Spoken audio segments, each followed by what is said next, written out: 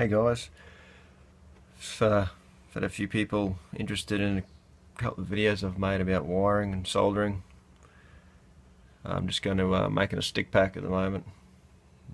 Just show you how I join my wires together.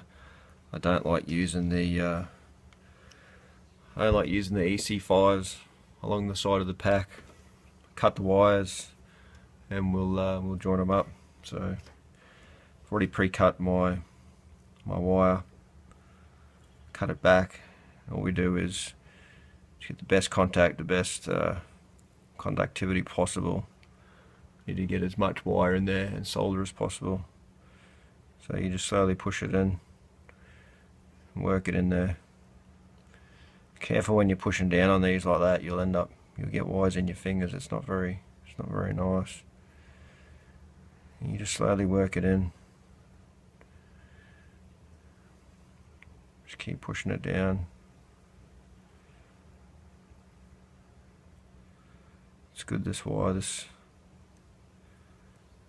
Once you get up to where it can't go any further, you just slowly push it down.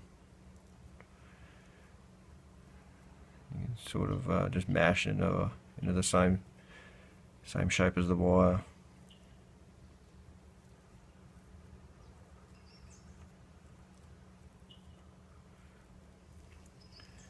Thinner the better. The less it sticks out and catches on your frames when you get it all together and wrap it up. Alright, got my trusty little third hand here.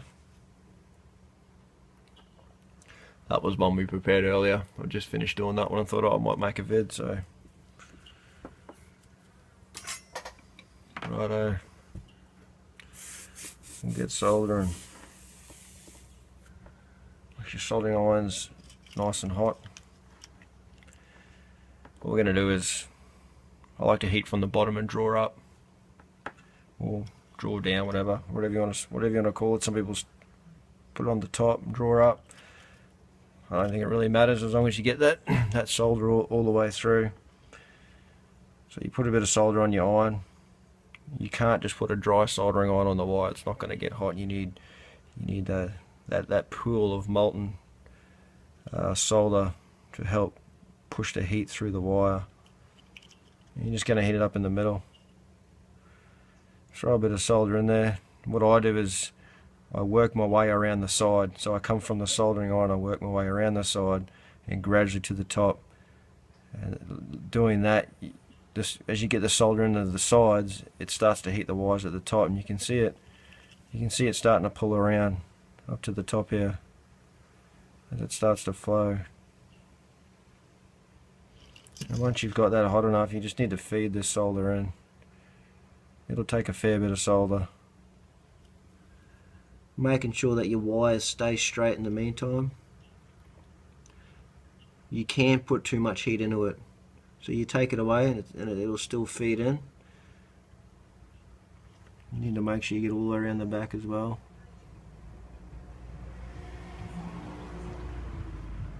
If you can't get around the back, I usually just flip it around and do the other side.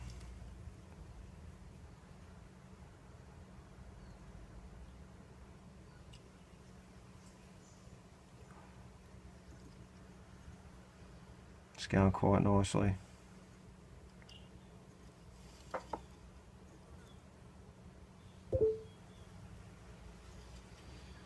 And you can see on the edge, you can just see on the edge before it goes up into the wire, you'll see it draw up in there. Careful you don't, pretty much once it's gone and starts to draw up your wire, you've pretty much filled it up. And just hold your solder on there and get it nice and hot so it all leaks in all the gaps. And just let it cool down. Once it's cool, I like to get the sponge on it and try and cool the wires down.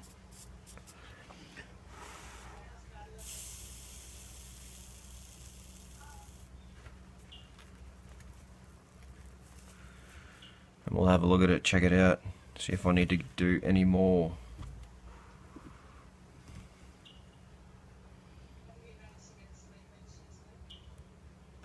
See, just here you can see it's not quite done. So we'll flip it over. I like to give it a bit of a squash down with my pliers.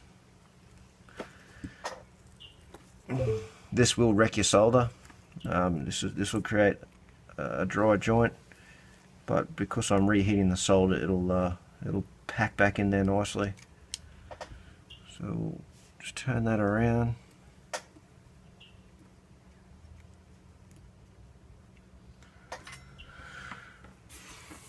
We'll go again. You should need to pull on your soldering iron this time because you've already got a lot of solder on there. I'll put a little bit on there, get it going. It's a bit like a fire. Once you get it going, she stays lit. You'll see it the heat start to soak through. There we go.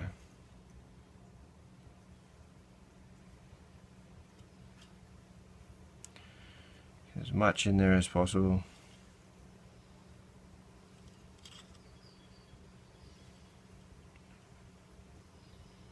Just about done. Last little bit, get it nice and hot. And we're done.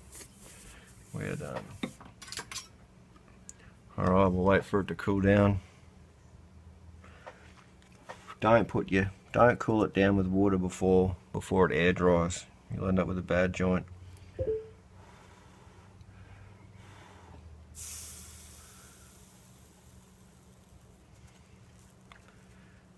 Now, if you're not like me and you're not worried about looks or how it feels, you do need to be careful.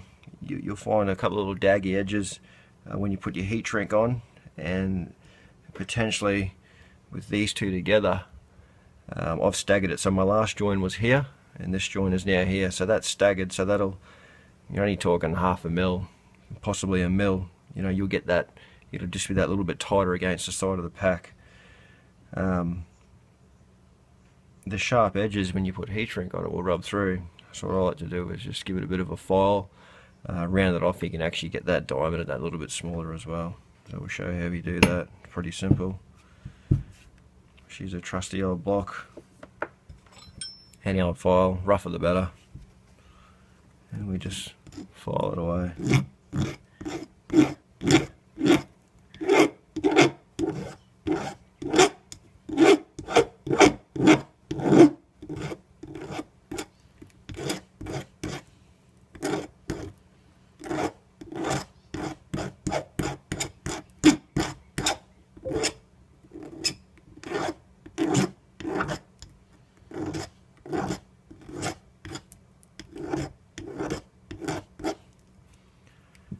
Alright, you get the idea. I'll finish off later. And then pretty much put your heat shrink on and shrink it down and you're done. Join the wires together, and when I run these along my pack like so, I'll end up covering that whole lot up to here in heat shrink and keep those wires together. And again, just that extra protection.